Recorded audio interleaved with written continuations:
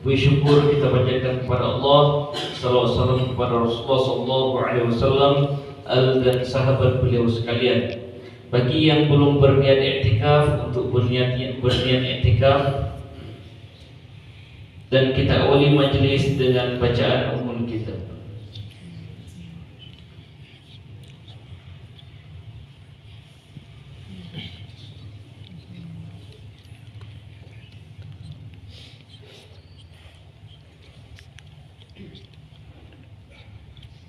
Bapak Ibu sekalian, pengajian jamaah pengajian subuh yang dirahmati Allah, kembali kita mengkaji tentang zakat fitr atau sering kita sebut dengan zakat fitrah. Zakat fitrah ini atau zakat fitr.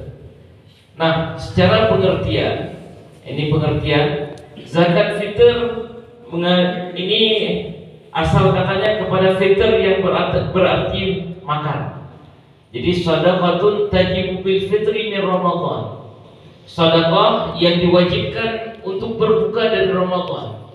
Jadi kita menyelesaikan berpuasa yang kemudian kita berbuka, ini disebut dengan fitr. Ada juga yang menisbahkan kepada fitrah, zakatul fitrah, zakat yang kembali kepada fitrah diartikan sebagai kesucian atau kembali sebagaimana bayi yang dilahirkan. Ini tidak mau nyambung nih, lain yang keluar. Sebagaimana yang bayi yang baru dilahirkan. Nah, ini keutamaan daripada zakat fitr itu dari sisi orang yang menunaikan adalah sebagai pembersih orang yang berpuasa daripada amalan yang sia-sia ataupun dari lagun ataupun rafat. Ketika dia mengatakan sesuatu yang tidak baik atau perbuatan keji yang dia lakukan, maka di sini zakat fitr itu adalah menjadi penghapusnya.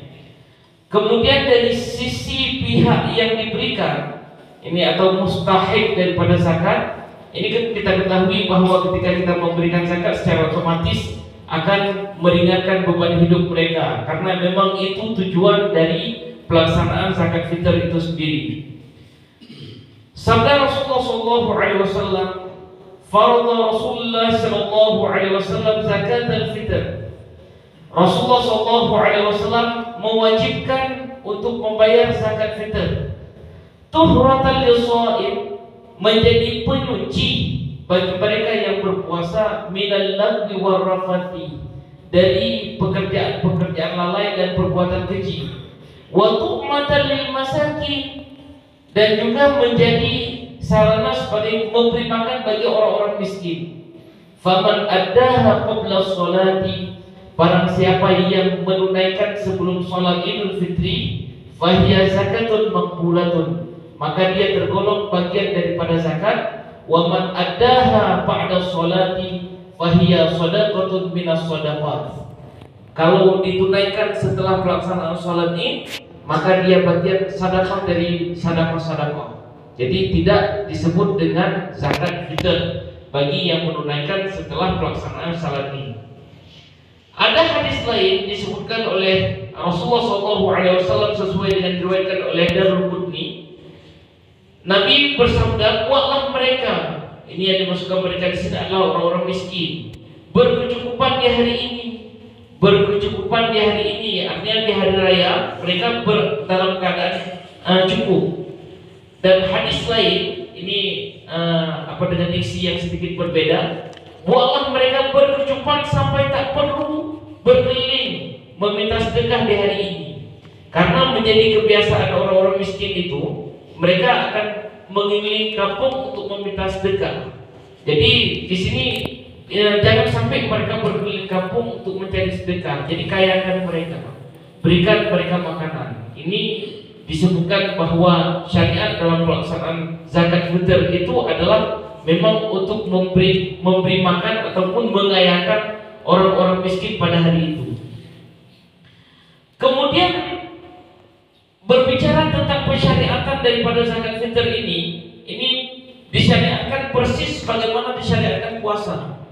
Kalau puasa kan disyariatkan pada 2 Hijriah. Ini puasa Ramadan maksudnya. Maka di sini zakat fitrah itu juga dilakukan disyariatkan pertama sekali adalah pada tahun kedua Hijriah. Sabda Rasulullah sallallahu alaihi wasallam, farada Rasulullah sallallahu alaihi wasallam zakat al-fitr min Ramadan 'ala an-nasi sha'an. Diwajibkan bagi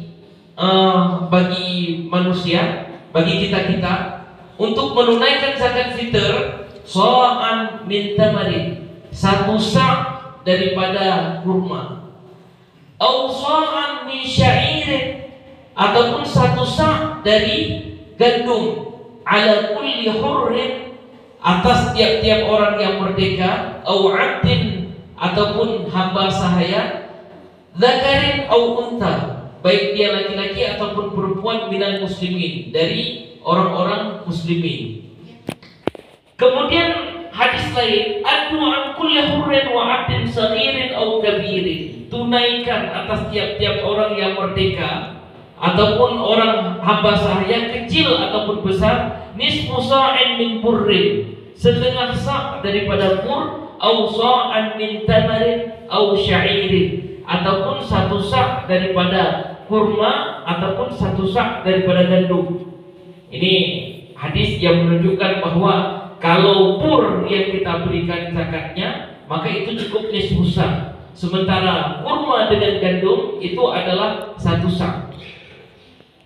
Kemudian hadis lain, kunna nukhriju zakat al-fitri idh kana fina Rasulullah sallallahu alaihi wasallam. Kita mengeluarkan zakat fitr ketika Rasulullah sallallahu alaihi wasallam bersama kami. Sa'an min ta'amin, 1 sa' daripada makanan. Au sa'an min ta'amin, sa'an min tamarin, 1 sa' daripada tamar, daripada kurma. Au sa'an min sya'irin, ataupun 1 sa' daripada gandum. Au sa'an min zabibin, ataupun 1 sa' daripada biji-bijian. Au sa'an min aqil, ataupun 1 sa' daripada aqil. Fala azalu ukhrijuhu kama kuntu. Aku senantiasa menunaikan apa yang telah aku lakukan tersebut selama aku ada, kira-kira demikian. Jadi di sini ceritanya seorang sahabat meriwayatkan bahwa dia mengeluarkan zakat sebagaimana apa yang telah dia lakukan pada masa Rasulullah ketika Rasulullah masih hidup. Bagaimana cara mereka mengeluarkan zakat? Jadi Bapak Ibu sekalian, kita lihat di sini, ini sepakat para ulama bahwa dalam kita membayar zakat itu adalah 1 sa'.